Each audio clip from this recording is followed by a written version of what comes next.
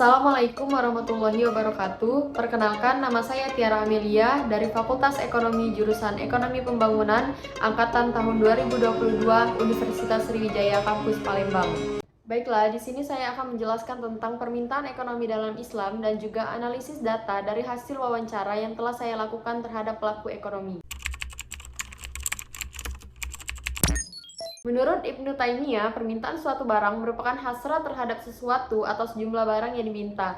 Nah, dalam Islam ada juga aturan-aturan yang diharuskan kepada setiap muslim dalam mengonsumsi suatu barang, yaitu mengonsumsi barang yang halal dan juga thayyib.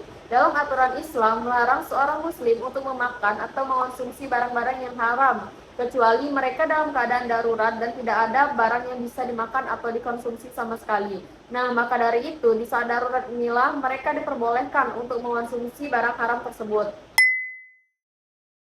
Yang kedua yaitu tidak boleh berlebih-lebihan dalam menggunakan hartanya. Dalam ajaran Islam, orang yang mempunyai harta diperbolehkan untuk memperbelanjakan uangnya dan juga membelikan dengan apa saja yang mereka inginkan.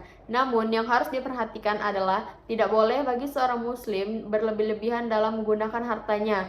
Nah, hartanya tersebut harus digunakan untuk kebaikan dan juga harus diutamakan untuk yang lebih penting. Yang ketiga yaitu tidak mengonsumsi barang yang lebih banyak mudaratnya daripada maslahannya.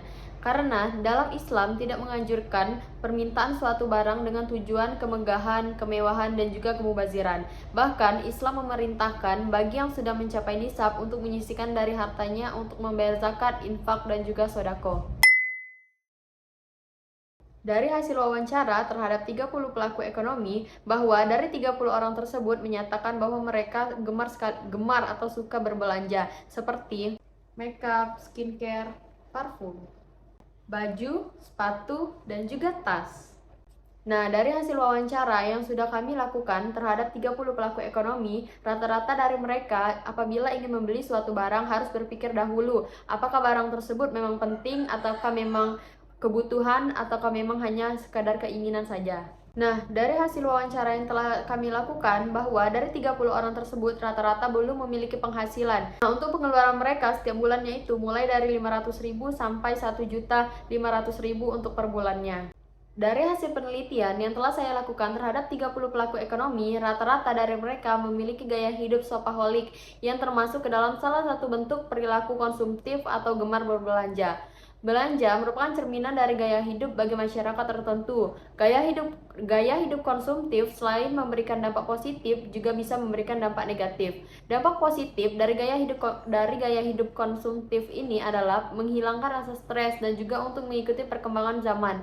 Namun, dalam ajaran Islam melarang penggunaan harta yang berlebihan. Ada baiknya berbelanja sesuai dengan kebutuhan. Dan juga dampak negatifnya adalah terbentuknya pribadi yang boros dan juga candu.